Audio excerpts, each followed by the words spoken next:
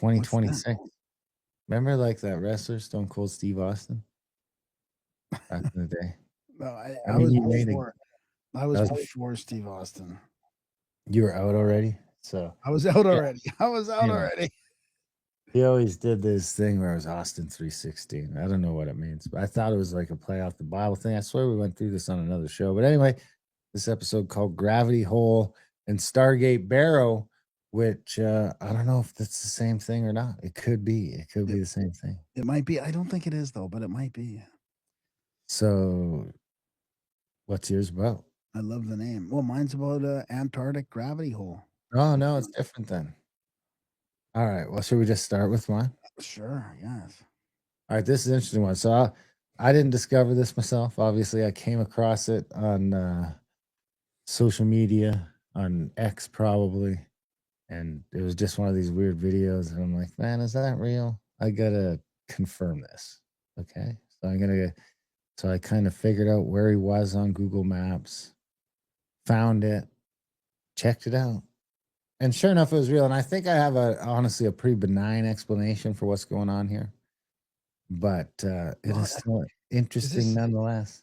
Does this have to do with all the Remember we did that Stargate thing a couple episodes ago, and I was saying that people are talking about 11 or 14 or however many there's Stargates around the globe and all these ancient places? Well, no. I'm also going to try and get that concave Earth done, the thing that I keep putting off and forgetting about. We'll try and get that done here in the free half of the show. Anyway, so let's jump into this. So this is going to be, I don't have a whole to do about it. This is just Google Earth. So I can zoom out here so you can see where I'm at. This is Australia. Could have done this on my flood map, but it's not quite ready yet. So we're going to zoom way into Australia. This is Barrow Island over here. There's this little inlet. Just, I guess that would be southwest. Southwest Barrow. Well, why? Well, I mean, you know what a barrow is, though, right? A barrow is. What? It doesn't matter in this case. So it does, because that's what I loved about it. It's a Stargate Barrow. Barrow's the ancient sort of. Yeah, I don't care what you loved about my segment. I mean, I'm sorry to let you down. Hopefully, this makes up for it. Hopefully, it's like an old Viking sort of tomb with the mound over it, and you go down inside, and there's a little cave underneath. Well, maybe the Vikings found the island. Maybe the island isn't a big barrow then. So anyway, you see this little spot right down in this little cove here? Yeah. I mean, Barrow Island's actually out here. Okay, yeah. We're going to go right here, this little spot on the cove. Zoom into that. Okay. This weird little island. No roads, no nothing. But if you grab this little dude, this little dot appears where you can drop him like street view. Wait till you see. Does the dot always appear like that? You don't know what? You have no idea. You haven't seen this yet. You have no idea what you're. This is going to blow your fucking mind. No, hang on. Does that dot always appear like where there's? Okay, so no. So like if I go over to this island and I pull out the dude, no dots. Usually any place there's like no roads. Yeah. You can't put the dude. No, I know there wouldn't be. It's if they go over here to the road, then yeah, I could probably put the dude on this road. Yeah. And look around. Yeah. The middle of fucking nowhere, Australia, right? Wow. All right. So, but more normally, even on Barrow Island, I don't even know if you could put the dude. There's nowhere even on this bigger Barrow Island you can put this guy. What? Really? But there's this one little fucking island here. No. It doesn't look like you can put the guy anywhere. But if I grab this little thing, this is gonna you're gonna freak out. I mean, I'm excited for you. Watch this. What? What's going on? Is that a ceiling or a floor? Are we upside down? What is going on? What? That's a camera. It looks like a little video camera here. There's a bunch of rooms. Now it all looks kind of. It looks like a video game. This is what I think happened. This is someone's just uploaded a video game picture, and it's somehow because I can go through a couple different pictures here. It'll change to this picture, which shows this building, which is actually on Barrow Island. And then if I try and go back, I can't get back to that picture again. But if I jump out of here. Okay, can you line it up? Can you line up the dot? Like, because you were a little bit sideways on the dot. Can you try to line it up again? Which dot? The little dot that you plop the guy on. Yeah. No, right there. No.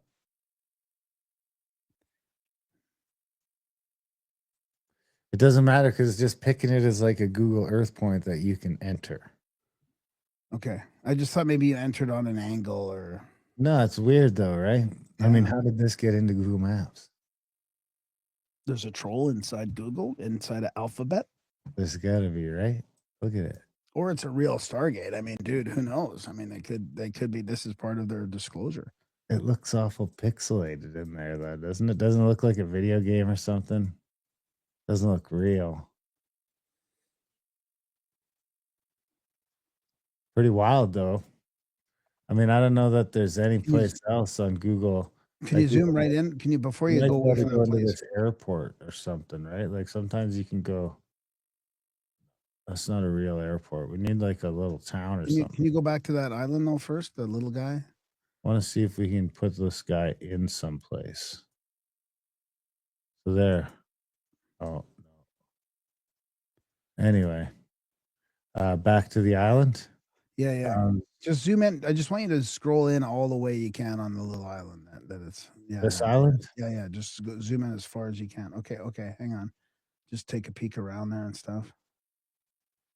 There's a little cart path or something. It looks like, but that might be the water line. That no, I think it'd be no, like a tide line. Oh, maybe. I don't know. Yeah, I just wanted to take a closer look like that around the place. Pretty interesting.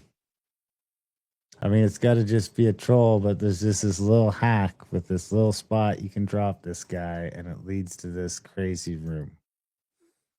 It's fucking bonkers. It looks like it's right out of Stranger Things or something. I mean, can I put a point there? So that's minus 21. Actually, here, I'll put share this location. I'll copy that, and we'll put it in the show notes so people can check it out themselves. Nothing will appear here when you get into this island. Nothing will appear until you grab this little dude, and then a little dot will appear, and you go into this, which seems like a video game or something, right? Like, look at that. But it's also kind of weird, right? I like it. Anyway, the people were freaking out. So that's my segment. That's my sorry to let you down with my Barrow Island, but I thought it was pretty cool. That was good. All right, well, let's just do mine right away too then, I guess. This is from Zero Hedge on X. Now they're actually admitting that there's a massive gravity hole underneath Antarctica. And this guy says, Grok, explain it like Trump. So this is Trump explaining it via Grok. Folks, this gravity hole under Antarctica, it's huge. The strongest one anywhere on Earth, believe me. Gravity's way weaker down there because our planet's not some perfect sphere. It's bumpy inside with low density rock making a massive dip. Been growing for like 30 million years. They mapped it with earthquake waves, like a giant CT scan. Tremendous discovery, affects the ice sheets bigly. Nobody knows geology like I do. We'll handle it. So there's some comments here about it and all that. Oh, look at this. Admiral Byrd finds major mountain range. See, I thought you were talking about this with, this is what your concave, I thought maybe this was your concave Earth segment. Also not the concave Earth segment, which I'm looking for right now to do next. So this is Tyler Durden. For decades, we were told to ignore any of the strange reports that we were hearing about Antarctica. Experts assured us that nothing unusual was going on and there wasn't anything to be concerned about. Of course, we couldn't go investigate for ourselves because, as you will see below, there are 72 areas of Antarctica that only those with a special permit are allowed to enter. And if you try to fly to Antarctica without authorization, you'll get into all sorts of trouble. So while the secrecy, what are they trying to hide from us? One thing that scientists are admitting, it sits directly above the strongest gravity hole on the entire planet. Earth may look like a smooth blue marble from space, but it's better to imagine it as a slightly gnarled orange with an inside that's firm in parts but squishier in others. Let's see here. Since the planet isn't a perfect sphere and its internal density varies across the globe, gravitational pull changes from place to place. Where there's less mass in the underlying geology, gravity is weaker and vice versa. These dips in the gravitational field are formerly known as gravity anomalies, but they're more commonly called gravity holes. The largest is found in the middle of the Indian Ocean, spanning over 3 million square kilometers. 3 While the million? strongest, So what's that, like 3,000? No, that's like 1.1 1.1 square miles. Yeah. 1 square. million, 1.1 million square miles. While the strongest is found in Antarctica. Which It is turns out that, basically 1,000 miles by 1,000 miles. yeah, that's the one in the Indian Ocean. That's the largest, but this is the strongest. A gravity hole beneath Antarctica sounds like the plot to a bad sci-fi movie, but it's a real situation deep beneath the Earth's surface, stretching back tens of millions of years. The phenomenon, thankfully, isn't as apocalyptic as it sounds either. I wonder if it's the same as is it the same as like a mascon? Oh, yeah. Well, no, it would be the opposite of a mascon, right? Opposite of a mascon? But it could be possible that there's a lot more than we're being told. Could it be? It is being reported that a team of researchers that mapped the colossal gravity hole was able to use a combination of methods to actually reconstruct the three-dimensional structure that exists underneath the continent. In the study, let me just skip ahead here. They relied on Earth-spanning scientific projects, combined global earthquake recordings with physics-based modeling to reconstruct it. Imagine doing a CT scan of the whole Earth. Certainly appears there's something down there. Could some of the reports that we have heard over the years actually be true? I wouldn't hold your breath waiting for the truth to come out. Much of the continent is strictly off limits unless you have a special permit. So I'm going to skip past the Wikipedia stuff about the special area. Didn't the flat earthers go there? Yeah, a bunch of people have been there recently. They take security in Antarctica quite seriously. Ooh, that's pyramid. That's it. Okay, go ahead. That's pyramid. Look at that pyramid. Yeah, it does look like it. I mean, of course, most of the good stuff is in areas where tourists are never allowed, and that includes this colossal pyramid.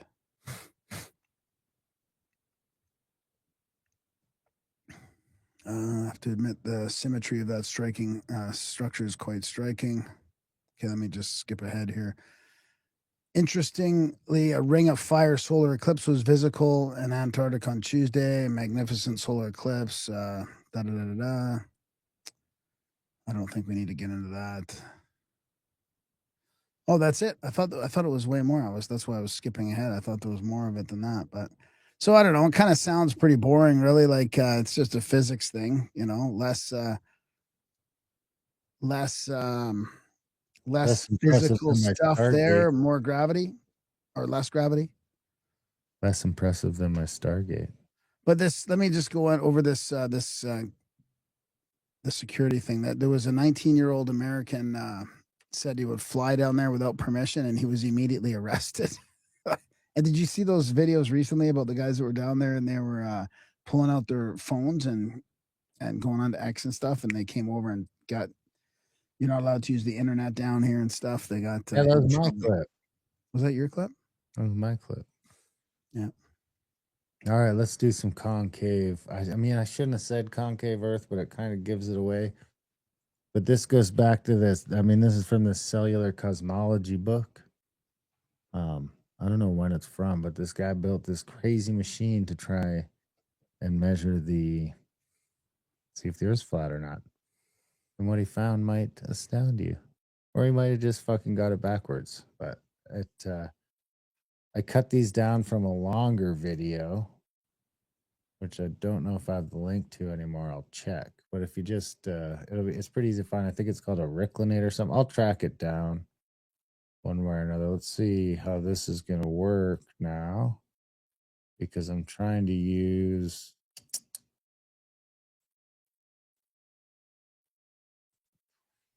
here it is. I'll just share audio. All right, here we go. Because of the poor quality and the scant amount of photographs and illustrations of the mechanical part of the rectilineator, Stop clip. Stop. differences in appearance. That's what you could look for if you search Rectilineator. Rectilineator. Rectilineator.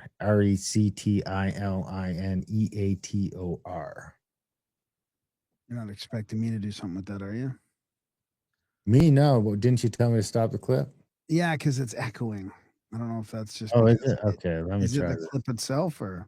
No, it's probably because I turned on the audio, which I probably, what you would do seems to make sense to me to turn on the audio as well, but maybe you can't do that. Let's try it like this. Because of the poor quality and the scant amount of photographs and illustrations of the mechanical part of the rectilineator, with some showing differences in appearance, it was difficult to precisely reconstruct it in 3D without taking some liberties of guesswork. But here's my version. Morrill states that the rectilineator consisted of a number of sections in the form of double T-squares, each 12 feet in length with braced and tensioned cross arms 4 feet in length. The material was 1-inch mahogany, seasoned for 12 years in the shops of the Pullman Palace Car Company from Chicago. The horizontal bar was 8 inches in width and the cross arms 5 inches.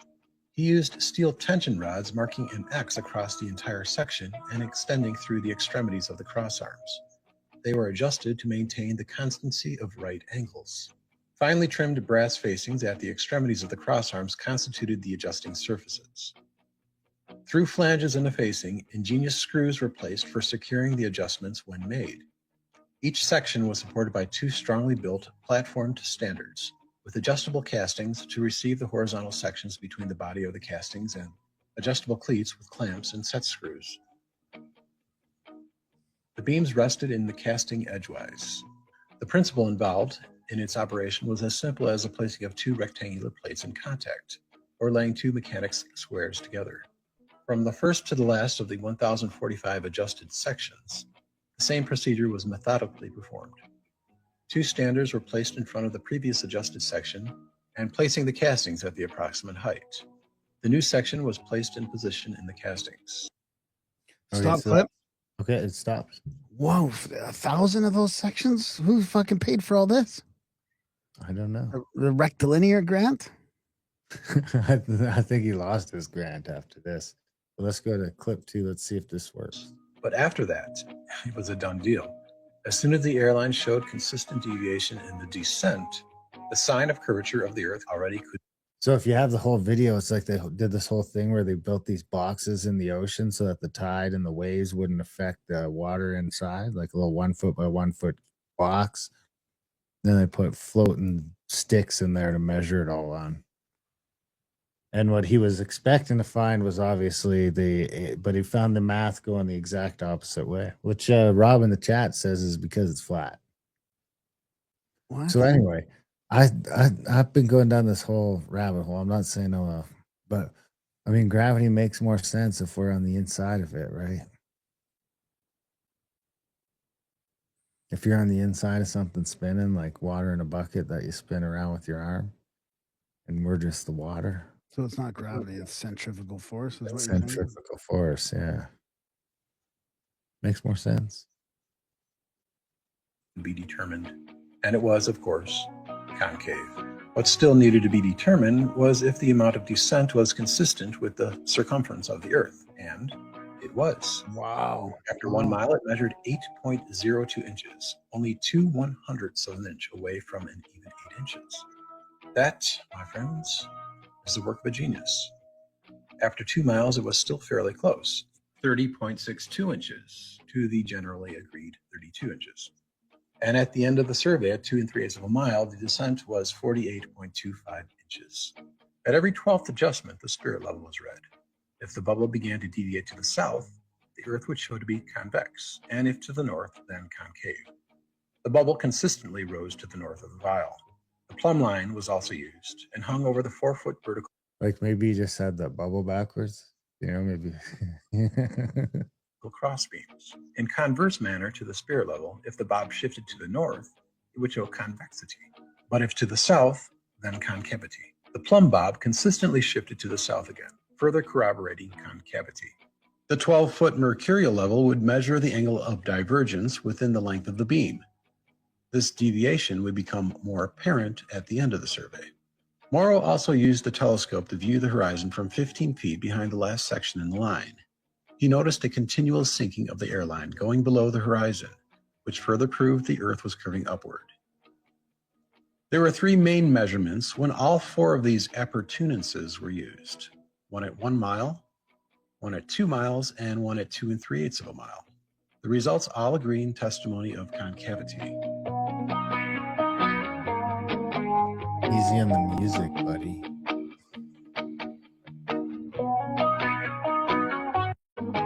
You might be done talking now. Water's surface to show. There we go.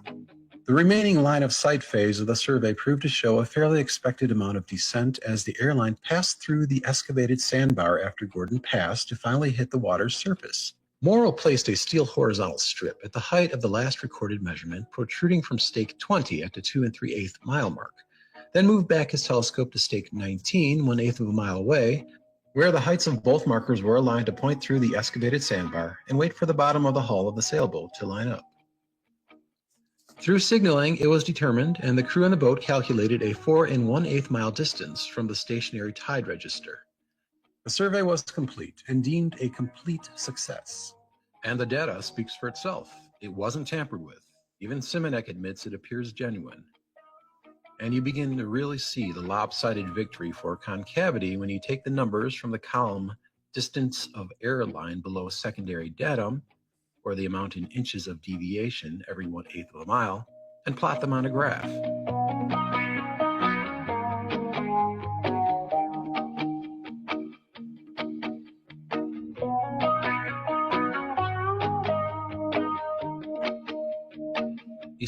I mean, that's got an awful long way already for 4 miles. I mean, he's gonna be at 90 degrees in like what, another 3 miles? Yeah, But that's oh, why look at Pussy. that's why I think it's You fucked it up. I don't know what to say. I don't want to get too opinionated about this, but is it It seems like you fucked it up. I is mean, it just right? a refraction or something, or is it just like because is it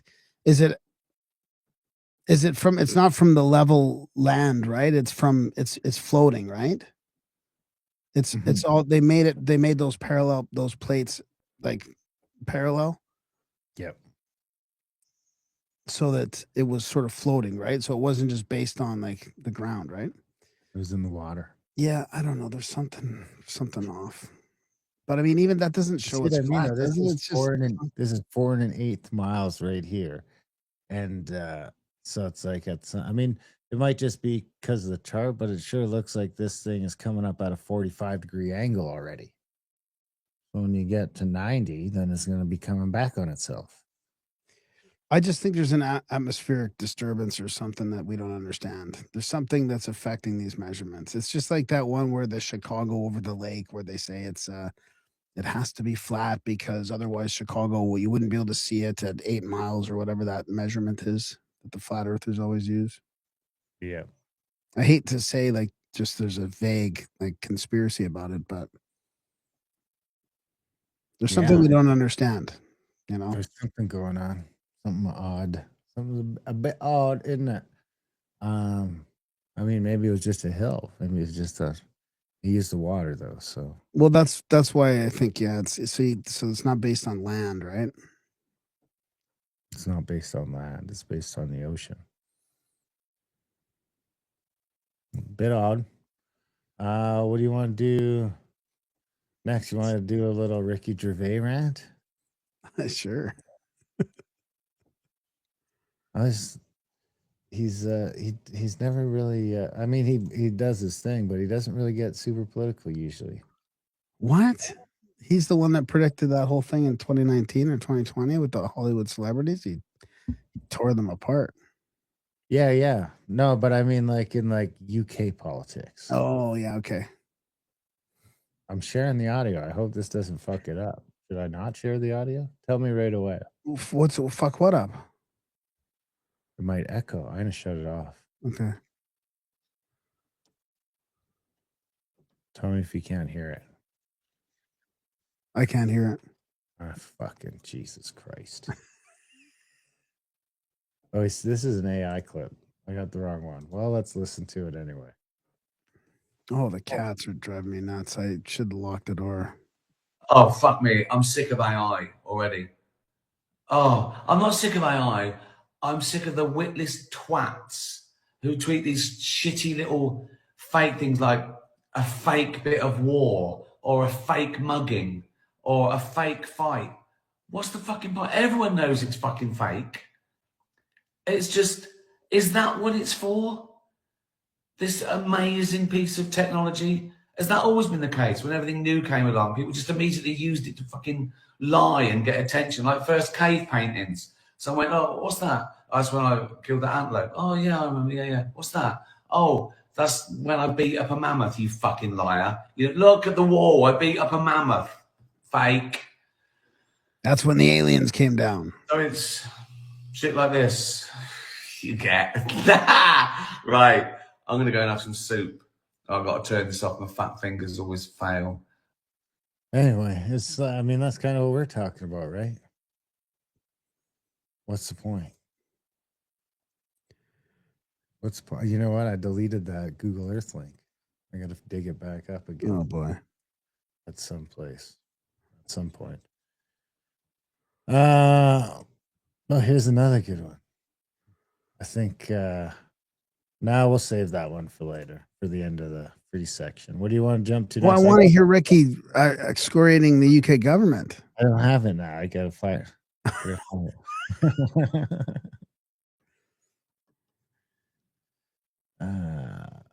So do something in the meantime. Okay. I'm going to play some esoteric. I'm going to keep going on the esoteric stuff, and I'll save the kind of more sensorious stuff for later. So have you seen this ferrofluid or graphene, whatever this thing is? So this is remember we talk about black goo?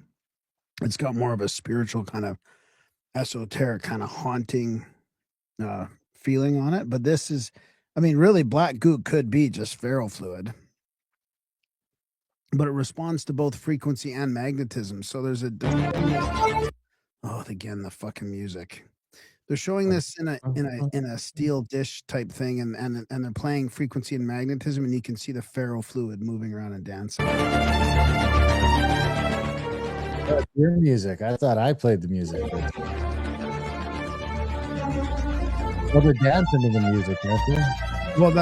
Well, it might be. Yeah, maybe it is music from in there. Yeah.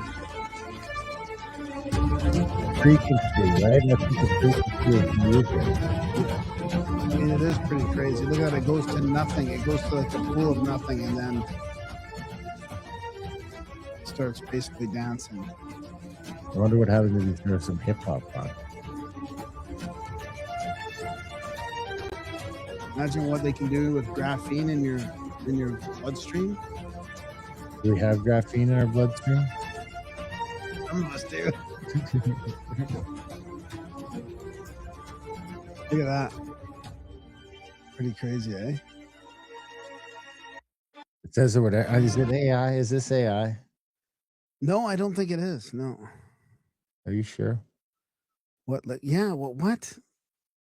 Do you want me to check? Yeah, I found the Ricky Gervais thing. You want me to play that while you? Okay, hang on. Let me just check with Grok here. Is this AI? Yes, I'm Grok, an AI built by you caught me.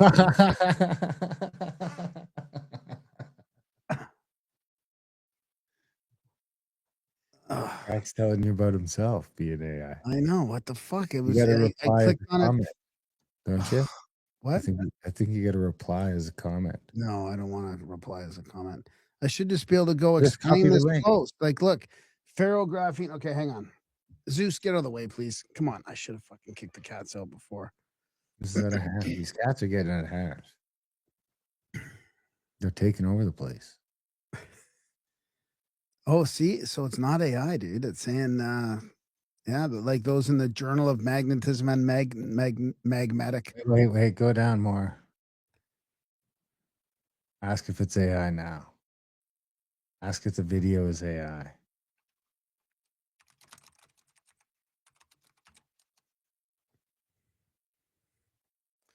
It's fetching. No, it's not AI. It's a real demonstration of ferrofluid, a colloidal suspension of iron oxide nanoparticles in a carrier fluid like oil, like black goo, reacting to a combination of magnetic field and acoustical / vibrational standing waves.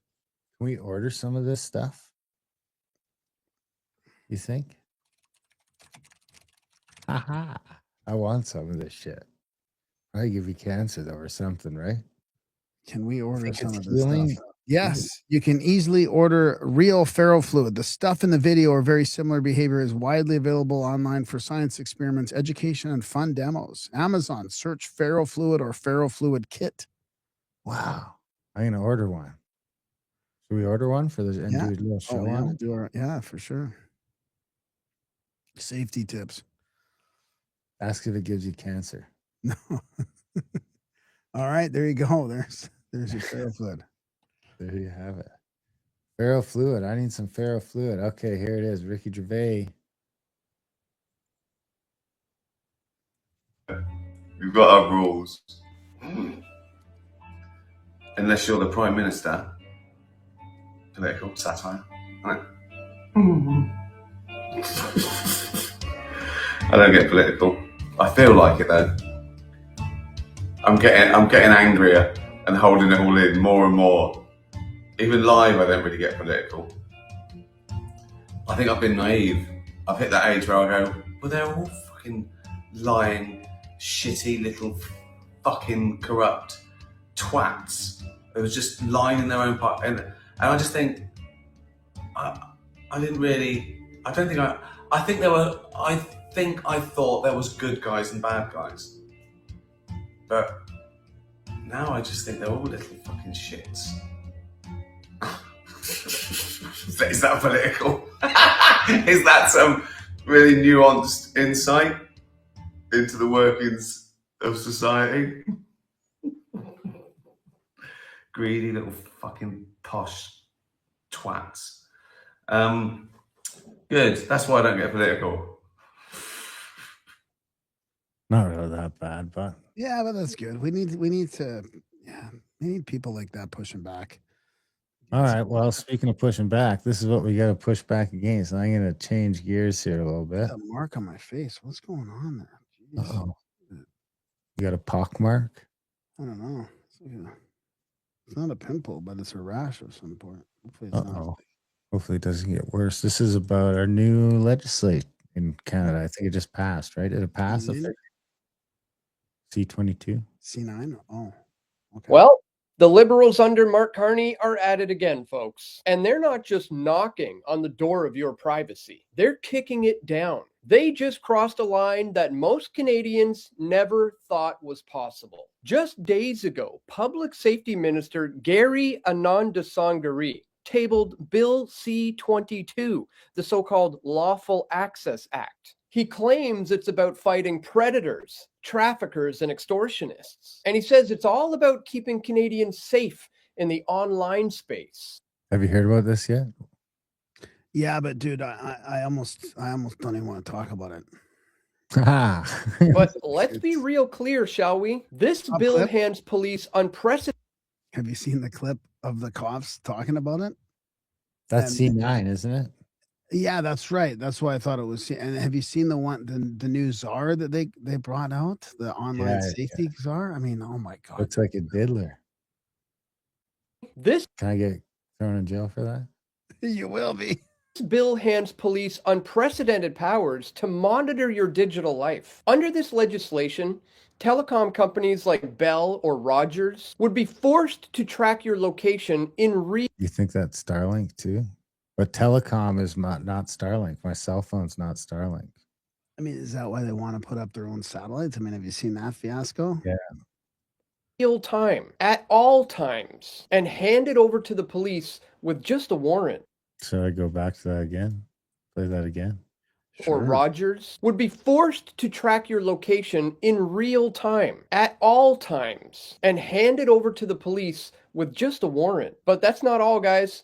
On nothing more than reasonable suspicion, no judge, no probable cause, just a hunch, they can demand your basic subscriber info, your ID, your location information, who you are, and where you've been online without a full warrant. They can go after social media companies, AI firms, and cloud providers, basically anyone who's holding your digital life. They can compel them to cough up more details about you with judicial approval. Your every click, your every step, your every association, flagged and filed because one officer suspects something. It's a backdoor to mass metadata surveillance, all under the guise of fighting crime, child exploitation, or national security threats. But this isn't about catching terrorists or child predators. It's the infrastructure for total control. This comes right after the backlash to Bill C2,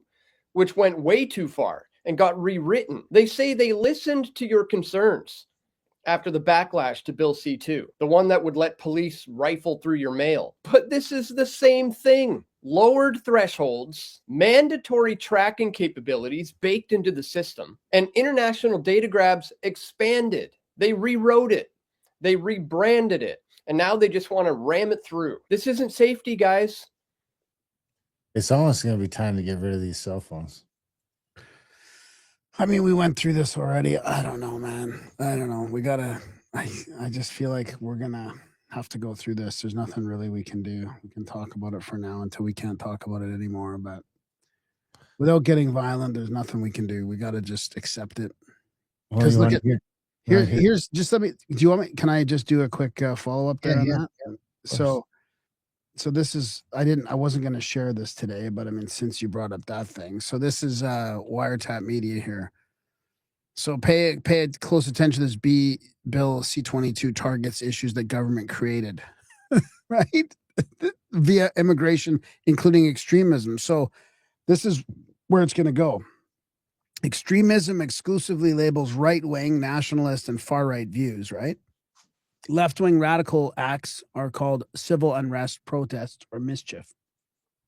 This is a politically motivated bill designed to target political enemies, right? This is the problem.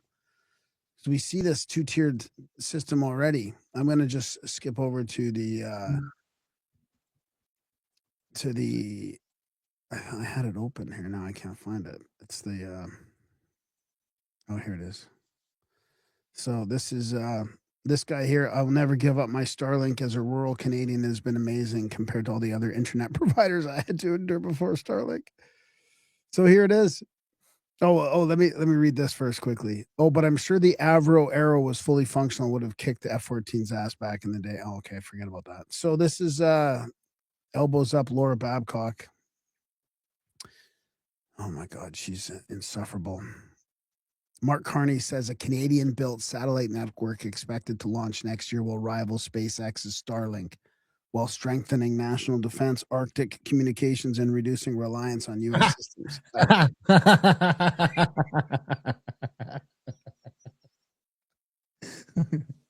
How are we getting it into space?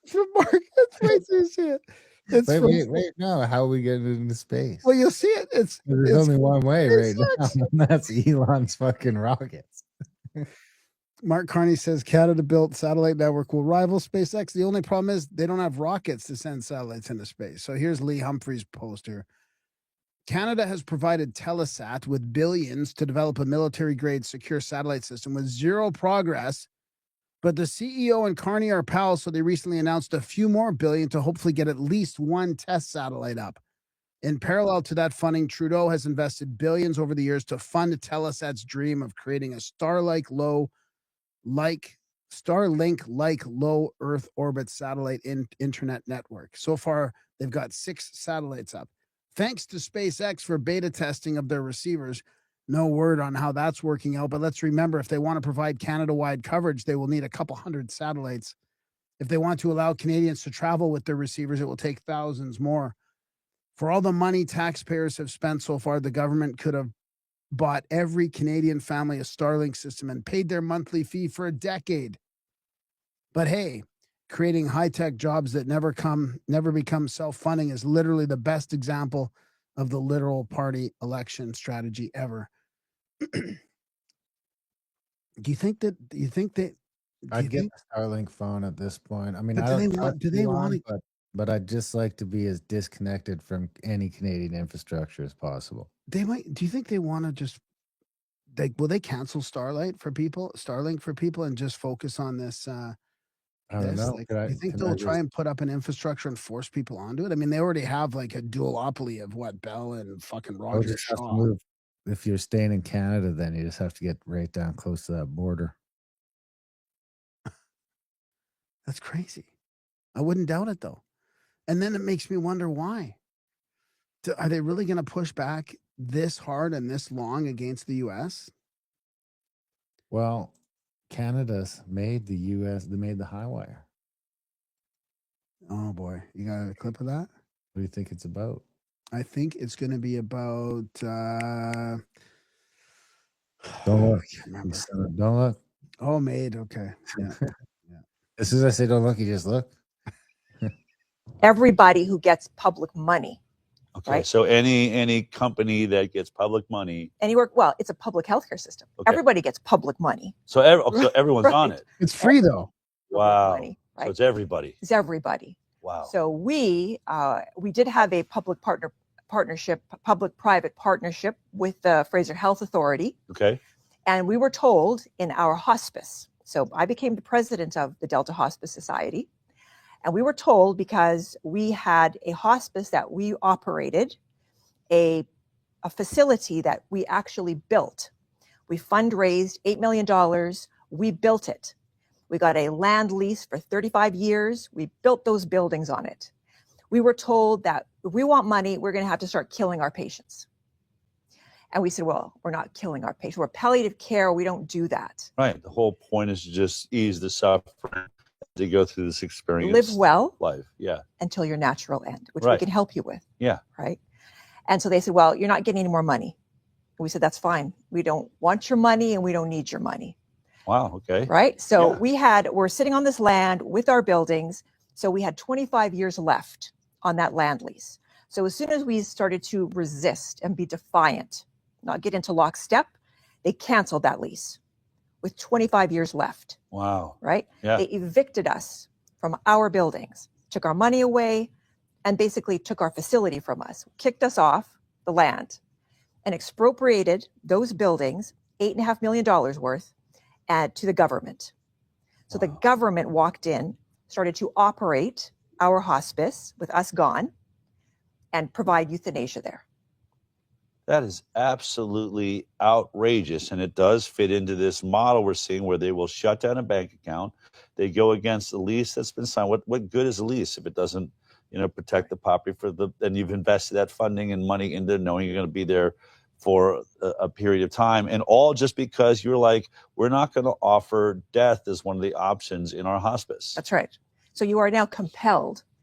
You see, and this kind of made, right, is conquest and then compel. That's the dance.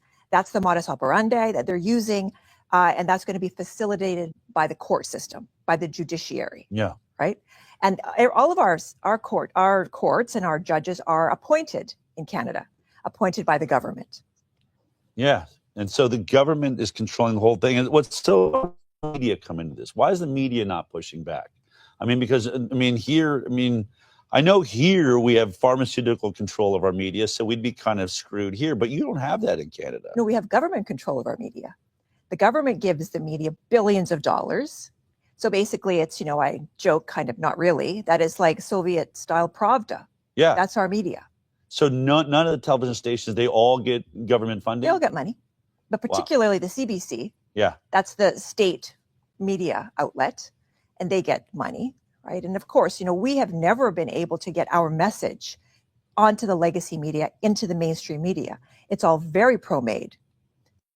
Pro-made. That's crazy, dude. I mean, this is there's no better example, I think, than Canada Healthcare at work right here. I mean, this is communism. And there's something about funding. I think somehow pharma got its fingers in the pie 20 years ago, maybe, or something like that, when they started funding Canadian healthcare. Like before, remember we did. I think we did a segment on it a few months back.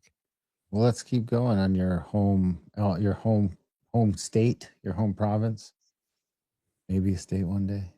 But some more. We talked about these a long time ago. Remember the drug dealing machines? Vending machines? That everybody thought was fake. Turns out they were crooked. Oh, you don't say. What? It is my understanding that Mark Tyndall served as Deputy Public Health Officer under the provincial BC government until 2018. Is that correct? Sounds about right to the best of my knowledge. Yes. After leaving the government, Mark Tyndall launched a vending machine company called MySafe, which dispensed. Just for the audio people, this guy that's getting what's it called when it's like deposition type thing? Yeah, and he's just got like a bunch of old guitars on the ground behind him and an amp, and I mean, which is fine. Maybe he's a jamming guy, but it seems like he's got a pretty big amount of money in a pretty important position to be taking meetings like this from his fucking jam space. Opioids to drug users. What can you tell us about this vending machine company? Well, I can confirm that there's a remote control car there.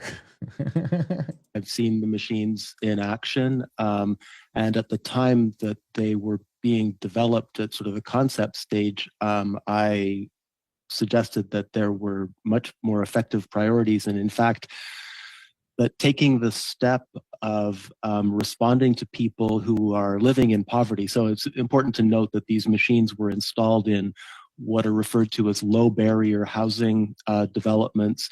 And from prior research, one of the things that was most urgently needed among people who were socially estranged, including those in low barrier housing, was the opportunity to be engaged in meaningful relationships and on a path to social reintegration, which, by the way, is something that harm reduction interventions are capable of initiating. I thought that it was exactly the wrong type of message to take as we were in the first year of a declared public health emergency, to be rather than engaging alienated people interpersonally, that we would instead be pouring our energies and attentions into an interface that involved a machine. But that, my view, was fairly squashed, outvoted by people in positions of authority. Yeah, and I have some follow-up questions on that as well. So according to Health Canada's website, the federal government gave this company over $3.5 million. Is this correct? I've seen that, and also an additional tranche of funds as well. So I think that's a sort of a low estimate of what we've invested collectively. I mean, I don't know if Gabe. Dr. Summers, did Mark? When he says what we've invested collectively, he means taxpayers. Yes, taxpayers. More free stuff for people. I don't like the word gave. It's not like the government's giving you the money, they're buying a service off, right? They're buying crack vending machines. Yeah. But it sounds like they just gave them a lot of money. I know. Tyndall advocate for policies like decriminalization and safe supply in his former role within the government? Yes or no? Yes, he did. How is this not financial conflict of interest? You're asking me. Point of order, Chair. Point Yes. of order. Just wondering what is the relevance, because we're just starting out on the study on pharmaceutical Maggie G. sovereignty, and the line Pharmaceutical of questioning sovereignty? hasn't really been even close to the intent of the study. Stop clip. Stop clip. I mean, did she say pharmaceutical sovereignty? I mean, is that that should be a clip? That's the clip, the That's show the title title. right there. Pharmaceutical I sovereignty. guess Can you back that up we're just a few minutes? I just want to hear that again because it's this is interesting. Because we're just starting out the point of order, Chair. Point Yes. of order. Just wondering what is the relevance, because we're just starting out on the study on pharmaceutical sovereignty, and the line of questioning hasn't really been even close to the intent of the study. The intent of the study on pharmaceutical sovereignty. I guess when we're done all my questions, you'll get it very clear. So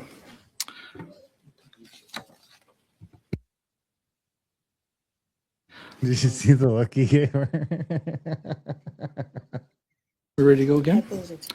Dr. Summers, it is also my understanding that Perry Kendall served as the public health officer in the provincial BC government until 2018. Is this correct? It's either 2017 or 2018, yes. After leaving the government, Perry Kendall co-founded a company called Fair Price Pharma, which distributed injectable heroin. Is this correct? Point of order, Chair. It's the study we're focused on, and to this point, I have not heard a relevant question to the study. The intent. Sounds like Sound Maggie clip? G's got some money tangled up in this injectable heroin scam. It sounds like he funded the study. This guy. He funded his own company for the study. End of the study. Okay. I'll answer. Yes, Dr. Ken. You know, I feel like we could do sketch comedy of like Canadian Parliament, because now that it's just all on Zoom anyway, we can just pretend to be the Governor General or whatever. That's a good idea. Founded a company that was positioned to distribute heroin, diacetyl morphine. All right, let's just back that up. I kind of stepped on it. Fuck you, Maggie Chi. I'll answer. Yes, Dr. Kendall co-founded a company that was positioned to distribute heroin, diacetyl morphine. Okay. I got some buddies that were in that business, but they certainly weren't getting government money. A bunch of them are dead now, too. Is it fair to say that both former government officials advocated for policies like decriminalization and safe supply in their former roles? Yes or no? Yes. Yes. Thank you very much. So there you go. Wow. Oh, good one. They got the legislation in place to give themselves millions of dollars to sell heroin. Meanwhile, it's so crazy how we watch the fucking destruction of Canada just happening before our eyes. And here's a good example of it. This is from the food professor. What many Canadians may not realize is how deeply our country relies on rules and regulations. While regulation is necessary, the sheer volume has become problematic. Darren, how high up, how much do you think the regulations have gone up between 2006 and 2021? As a percent? Yeah, as a percent. 72. 37. According to Stats Canada, who laid off a whole bunch of people recently, which is like the one department that maybe we might not want to. Maybe they've got AI replacing them all. I don't know, but federal regulatory restrictions increased by. I'd be thrilled if AI could just figure out my fucking taxes for me. I was on hold with the CRA and on the phone with the CRA for another hour today, so that they could basically tell me nothing. Yeah. Oh yeah. You know. And I'm like, well, can I have like to get to somebody that could give you an answer? How can I have your boss's number or your no? boss's number? Because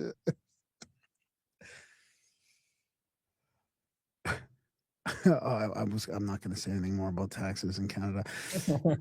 We'll get it. I might get myself in trouble. So between 2006 and 2021, this surge has been linked to a 1.7 percentage point decline in GDP growth, along with decreases in business investment, productivity, employment, and the rate of new business formation. So here's federal regs. Look at this, dude.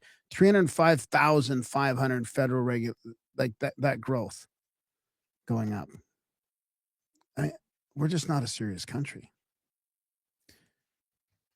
Now, I guess I should probably just play this too, right? Have you heard about this? There have always been conflicts abroad, and rarely have we seen them spill into our streets the way that we have since this Liberal government has been in power. We now know from the Iranian community right across the country, from many others, that there are hundreds of IRGC agents presently on Canadian soil, using Canada as a safe haven to organize and to fundraise and to terrorize diaspora communities right here at home. We have seen now critics of the Iranian regime from out west, an investigation now being treated as a homicide, somebody who is critical of that regime. We see constantly, particularly as an MP from a region who represents many in that community, on a weekly basis, those calls coming into our office, informing MPs and at all levels of government, including authorities, that they are terrified of living within their own communities. The hundreds of agents that are here today live in Canada with complete impunity, and we have a Liberal government that has done absolutely nothing to stop it. We've seen violence against businesses, gunshots into Iranian activist businesses. We've seen terrorism in the Jewish community. We now are amongst nations that lead the world in attacks against Jewish institutions. Today, we are calling on the government to table a plan to get rid of these terrorists that are on Canadian soil. What do you think of that? It's not good. It's getting No, some it's U.S. attention. I mean, Lara Logan, why are there IRGC agents operating in Canada? Because Iran was already at war with the U.S. Well, that's an interesting thought. But I mean, it really makes me think that there's just no getting out of this quickly. Like, this sounds like a reason to me, right? Sounds like a reason. Sounds like there's a reason percolating in the background for the U.S. to get pretty serious with us. All right. Well, let's jump. Well, What do you think? Could it maybe. be? Or us to get pretty serious. I mean, I got a clip that I wanted to finish the Canada stuff first, though. So Yeah, that's why I played that too. I just wanted to get this. I got this old broad again. You remember her? Let me guess, Elizabeth May, The Lady David Icke. What did I do? I pressed the wrong button. Catherine Austin Fitz. No. AI broad. Oh, she's not the David. And is the stock and trade of the neocons. Create a permanent class of enemy nations, especially among the other superpowers, so that no combination of nations can emerge to challenge the imperial financier elite. Well, Trump isn't playing that game any longer. Twice yesterday, in talking about Operation Midnight Hammer, he went out of his way to talk about perceived or so-called enemies. He said, and our so-called enemies were watching. And I've spoken to some of our perceived enemies. I don't know if they're enemies, but they're perceived as being potential enemies. Pay attention to that. And remember that last week, Russian President Putin and his government spoke of the deep historical ties between the United States and Russia and the potential for deepening relations. Now, of course, Trump is expressing his frustration with Putin over the Ukraine war, but not from the standpoint that Russia is a permanent enemy, but he's simply dealing with Putin's actions at face value. Or look at how Trump immediately responded to the Agriculture Secretary's announcement of actions against Chinese purchase of farmlands in the U.S. While agreeing with those actions, Trump went out of his way to say, I think we're getting along with China. I do want to say that. I think we have a really good relationship with China lately, and we're getting along with them very well. This is not how the geopolitical game is played. This is the President of the United States exercising his unique constitutional powers in foreign policy. No wonder Lord Wallace mused about checking Trump's powers with a king. And think about what Lord Wallace is really saying here. In the British system, the Prime Minister is merely the administrator for the interests of the City of London and the monarchy and the global elite which they represent. But Trump answers directly to the American people through our Constitution. And he's committed to crushing that imperial system and has made more progress in 5.5 months than you've seen in your lifetime. Now, speaking of the British monarchy, King Charles is at it again, making his third high-profile foreign policy intervention in 2025. After publicly meeting with Ukrainian puppet President Zelensky twice this year to signal Britain's support for continuing that war, King Charles just hosted French President Macron in a lavish ceremony this week. As BBC said about the visit, the king is more than a figurehead. And the British press pointed out that Britain and France are resetting their relationship as they deal with the United States, which is no longer in sync with their Ukrainian war and their permanent confrontation with Russia. Macron, in his speech to the British Parliament, also said that Britain, France, and Europe should reduce their excessive dependence on China and the US. China and What do you think about that, King Charles? I mean, imagine the Queen getting that involved in stuff. Like, things have changed over there in the UK, right? Now Keir Starmer's is just the figurehead, the symbolic figurehead, and King Charles is out there doing all the diplomacy. What's going on? Well, also Mark Carney. Right? What about him? He's our figurehead. He's our administrator to the king. Yeah. The King of Canada. Remember, Carney said it himself. Oh yeah, and I mean the guy came over and did that speech and everything, and meanwhile Carney was over there in the UK. I mean, it really does feel like that. Oh boy, this one's for the Newfies. The Newfies got hosed too, way back when. Of course, we were our own country up till 1933 when the British came in and unceremoniously stripped us of our democracy. Yeah. Britain wanted Newfoundland for the air race. They wanted to establish air supremacy, the North Atlantic route, and they needed Newfoundland to do it. And that's why they decided to come in and take over. So they knew Newfoundland was central to aviation. And if they wanted to control the air routes of North America and the North Atlantic, they would have to control Newfoundland. And of course, this is what Roosevelt wanted anyway. Roosevelt and Churchill had made their deal that Newfoundland would not be allowed to be independent after the war. They couldn't risk it, have to go with either the States or Britain or Canada. So then Britain has to work it out in some kind of democratic process. So they set up a national convention of elected Newfoundlanders to decide what kind of government you want, but it has no power. Britain, in spite of many factions that wanted to hang on to Newfoundland, decided they had to get rid of it. So then the British conduct this. They give Joey as much time as possible to sell the Confederation to the people. It was right down the middle. 49, the right? British nudged it over.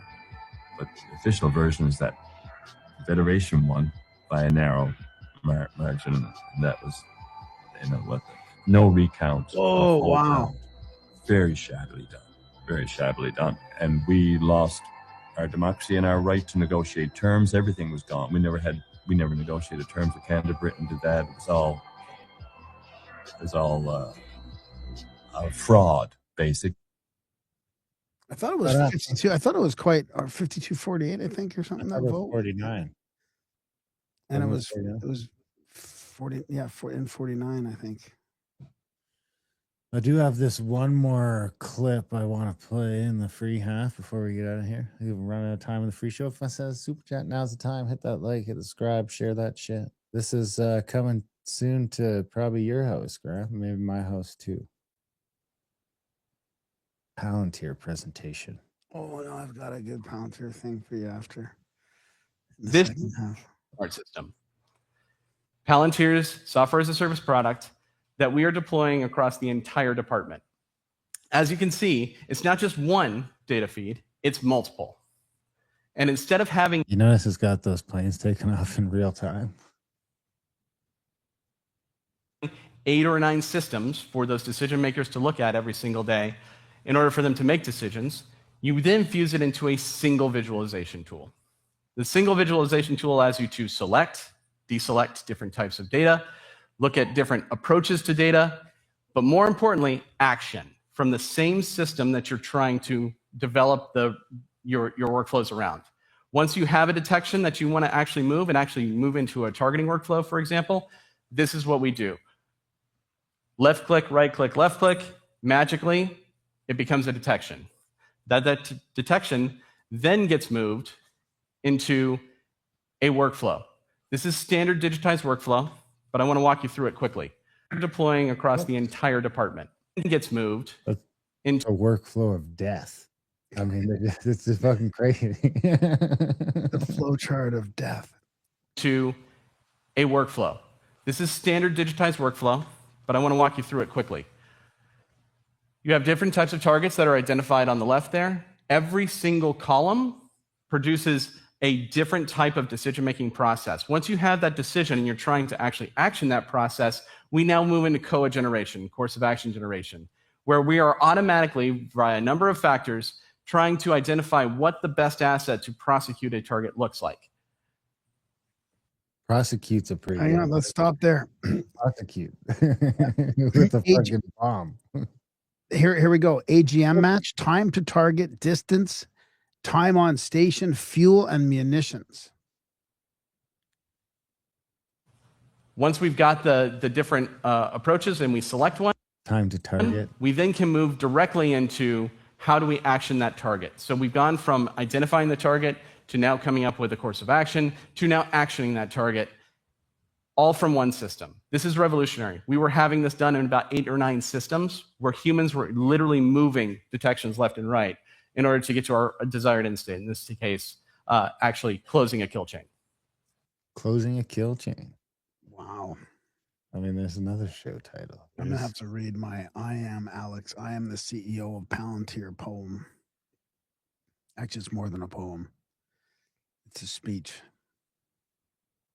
All right, one more. Should we get out of here then? Get over to the next half? Yeah. Let's do it. Of course, people head over to Grimerica Outlawed.ca if they want to sign up for that. You can become a member on our YouTube channel and get access to the full shows there in 4K or something.